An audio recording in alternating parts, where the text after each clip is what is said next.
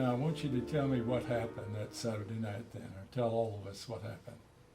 After I went to bed, John woke me up, and that's when he asked me if I heard somebody yelling for help. I sat up in bed and I listened out the, whatever side, the right side of the boat window, and I could hear a woman yelling, "Help me, somebody help me, I'm drowning." So I said to John, "Yeah, somebody said, help me, somebody, I'm drowning. What should we do?" He said, "Go up on the deck and talk to whomever it is, and I'll call Harbor Patrol." So I did. I went up on the deck and started yelling in that direction. "Where are you?" I don't remember. I just kept babbling to keep the person yelling. And so that I could get a bead on really where they were. Right, that's what I was going to ask you. First of all, it was dark, right? By that time, it was 11 o'clock.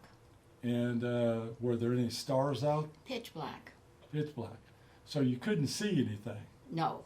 But you could hear a person? We had that light on the top, but you couldn't even read a book with big writing from that thing. So John had turned that on, and it kept turning around, but we couldn't see anything. You couldn't see anything. Now, was this voice a man or a woman? It was a woman. You couldn't get a bead on it. Were there any other boats that were moored around you? Yes, there was. We were at in a clock. We were at the center of the clock. There was a boat at our 3 o'clock position. It was also moored exactly in the same space that not the same space, but same line that we were. And there was a boat at our 9 o'clock position, also moored at exactly the same line that we were moored at. There was a 90-foot swing space that they give you when you moor a boat, so that in the event of rough waters or whatever, you wouldn't crash into each other. Right. So we were approximately 90 feet away from the boat at the 3 o'clock position and 90 feet away from the boat at the 9 o'clock position. Okay.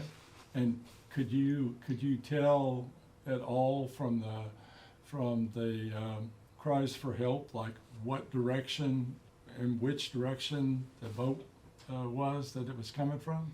Was coming from within the area of the 9 o'clock position, the boat that was moored next to us. Now, did you know who the people were that were in that boat? No, we had no idea. Did you come to find out who they were? Well, we went back to Newport Beach where John kept his boat, and somebody ran up to the boat and said, "Were you all at the Isthmus this weekend?" And we said, "Yes." "Why?" And they said, "Natalie would drown." And John and I looked at each other like, "Hey, this was the woman who was yelling for help." Let's go back to what you heard out there. When the person was yelling for help, or the woman was yelling for help, did anybody respond?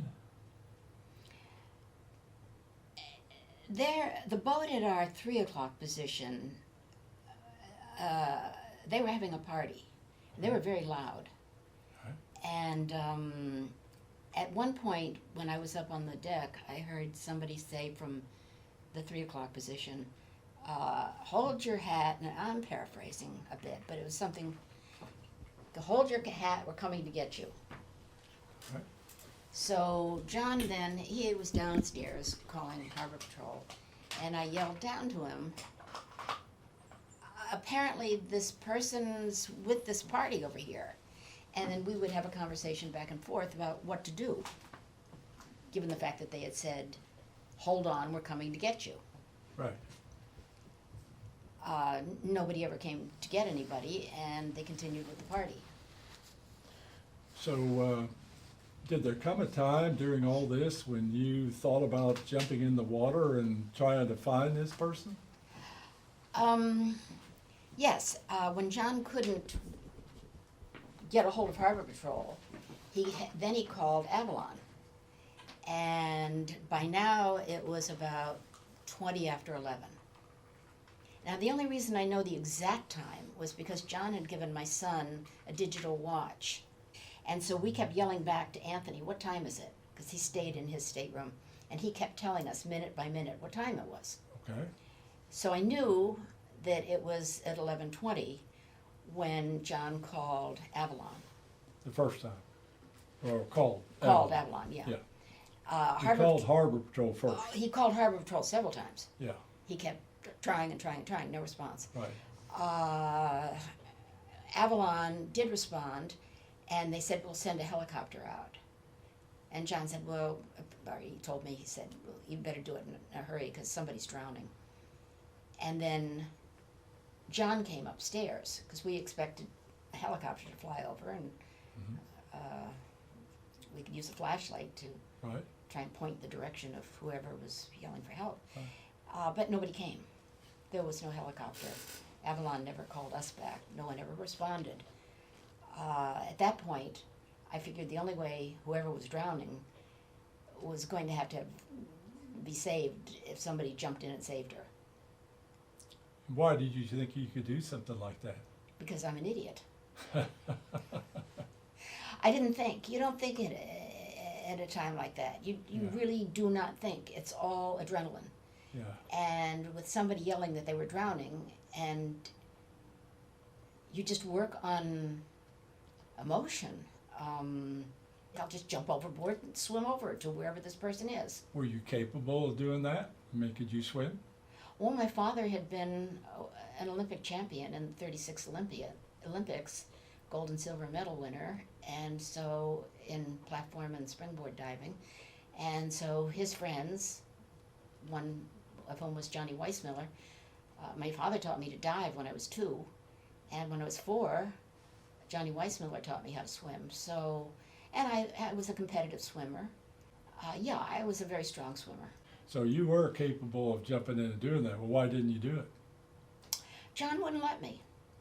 And he had, in fairness to John, he had an excellent reason. He said to me, in our panic, and I was really ready to go overboard, he said, Marilyn, you are the sole support and single parent of a 10-year-old.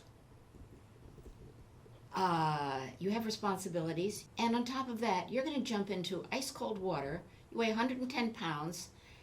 You're going to die of hypothermia before you ever reach the person, and if by any chance you should reach the person, which is highly doubtful, that person is going to grab you in her panic and drag you under, and you're both going to drown. Those are all very valuable points. Yeah.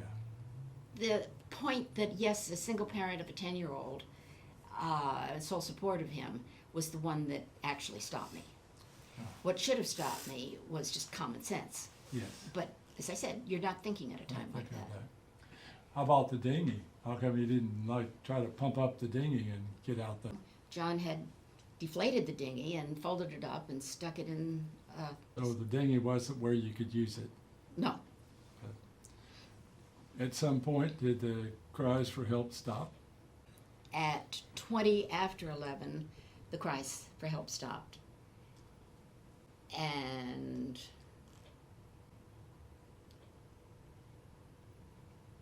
I don't really remember what happened after that. I think I just blanked that out. I don't really remember. Yeah. So the next morning, what time in the morning did you get up? Sunday, that is. Well, we were up and ready to go by 5 o'clock when the harbor guy came around to collect the harbor fees, the mooring fee, and that was at 5 in the morning. And I looked over to our 3 o'clock position because I was at the end of the boat. Right. Oh, as I remember, John was on the phone still at that point, calling the harbor master. Ah, okay. In the morning. It just came to me, yeah. Okay. And that's why I was at the end of the boat paying for the mooring fee. Okay. And I looked over to my right, and there were police boats and all sorts of commotion. And I said to the kid that was collecting the mooring fee, I think somebody was over there last night that was drowning. What's going on? And he said, you'd be smart to mind your own business. Okay. So as John sailed out, or motored out of the isthmus, I said, go a little slowly. I yelled down to him, go a little slowly so I can see the name of this boat and we can check when we get back to Newport Beach who owns this boat. So as he sailed past it, so I yelled down, I said, John, it's called Splendour out of Santa Monica. And did you know who owned that boat? No. Okay. So then you go back to where? Where did you all go back to? Well, John kept the boat in Newport Beach, so we went back, and when we pulled into his docking space, the kid that took care of John's boat ran up and said, hey, were you all at the Isthmus this weekend? And I said, why? He said, Natalie would drown. Oh, John. Yeah. So at that point in time, you thought that's who you heard was Natalie. We knew instantaneously. Yeah. Yeah. So we closed all the windows and all the doors and sat down and said, not much of anything really. I think we just stared at each other. What do you do? Yes. After this happened and you heard these screams, did you tell people about it? Like, for instance, the Harbor Patrol guy that came to the boat Sunday morning, did you tell him what you heard? No. I said what I just told you, that Yeah. what's going on over there last night, somebody sounded like they were drowning. Okay. You told him that. And he told me to mind my own business. He told you to mind your own business. Right? When you got back to Newport Beach and after they told you that Natalie had drowned, did you tell people No. what you'd heard? No. Okay. Do you know if John did? I don't know. All right. At some point in time, did the press try to get a hold of you? Yes. Monday morning when I was at work. What happened? It was about 10:30 in the morning. And remember, as a commodity broker, you've got to be there at something like 5:30 in the morning. So I'd already been there for a while. About 10:30 in the morning, somebody with the Los Angeles Times came to my office and asked me if I were Marilyn Wayne, and I said yes. And frankly, I was still unable to really. This was not computing. Natalie Wood drowning. Yes. I had met Natalie when she was about, probably 18. She was dating Wagner. I was on the Paramount lot, and I'd met her then, and I was friends with a lot of her friends. I was very close friends with Nick Adams. I was very close to Elvis. When I met Elvis, Nick was part of that group that Elvis played with. Oh, okay. And I met him at the Warwick Hotel when Elvis was in New York doing the Ed Sullivan Show. And I was introduced to Elvis, and Elvis liked to have me around. I was fun, and so I hung out with Elvis until he went to the Army. All right. And Nick and I ended up, oddly enough, in a summer stock show together. And then we were very close friends when I moved out to California. All right, let's get back to the newspaper reporter. Did you talk to the reporter? Yes, I told him everything that happened. His reporting of the incident is the only accurate, 100% accurate report of what happened. Word for word. Yeah. The time, the weather, the day, everything. I think his last name was Love. Was Rasher quoted in the newspaper about what you had to say about what happened out there? I don't know, did he? Well, he did. I just wondered if you remembered it. He said something like, well, I just think it was those people trying to get their name in the paper. Oh, you remember him saying great that? way to get your name in the paper. Yeah. No, I don't remember that. I know that I was called a lot of things, 15 minutes of fame, really disgusting things. Yeah. Over the years, but I don't remember. He may have, but I don't remember it. After you talked to the press, was there an incident that happened at work that kind of unnerved you a little bit? Kind of. As I mentioned, Shearson took up most of the block. It was the second largest Shearson in the United States.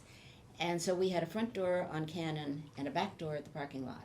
You could walk from the parking lot through the back door past the compliance department. Now, stockbrokers are not allowed to receive private mail. They have to leave it in the mailbox before they get any further into the actual trading room, for obvious reasons, insider trading, etc. And so I got a call from the compliance department saying, Marilyn, someone just left a note in your mailbox. I think you better come down and read it. Before the compliance department gives a financial consultant any paperwork, they have to review it. So the compliance department had read the note before they handed it to me. And it was a note written on a kind of a crumpled piece of paper in childish handwriting that said,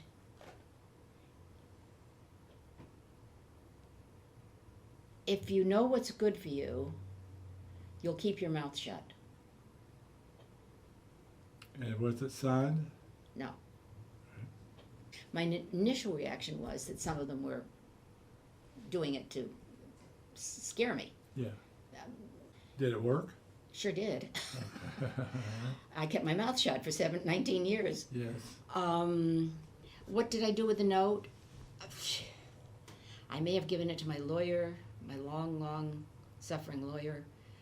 Within days of that, were you and John out to dinner at the Beverly Hills Hotel? Yes, within 3 weeks later, we were out having dinner. And what happened? Robert Wagner came in, and he was with his mother, and I don't know how I know that it was his mother. I think the maitre d' may have told us. And the maitre d' came to John and asked if we would like to be moved to a different room if we felt uncomfortable. And now let's go back for a minute. Okay. You asked me about Red Reader's office. Yes. This would always remain a mystery to me. In order to get to Red Reader's office, you had to walk through mine. It was the way the building was structured. So, and my name was on my desk. It said Marilyn Wayne. Red was the stockbroker for Sinatra, the whole Rat Pack, Wagner, anyone who was in that group. They all had to walk through my office. They all saw my name. They all knew that I had been involved in this because it made the headlines of every newspaper, and yet not one of them ever stopped to say, you're, what's her face? Yes. And so when John and I, to go forward, were sitting in the Beverly Hills restaurant, we both thought that since no one had stopped to talk to me on their way to Red's office, it would seem just natural that Wagner would say to his mother, there's Marilyn Wayne, let's go ask her what happened to Natalie that night, since she and John Payne, that's probably, since she's engaged to him, probably can tell us the whole story, since we didn't have a silent generator. We couldn't hear what was going on the slip step of their boat, Right. whereas we could, 90 feet away, because we Right. had a silent generator. Right. That they would be interested in what you heard. So John and I said to the maitre d', no, we just sit here. If they want to talk to us, my gosh, yes. Send them over.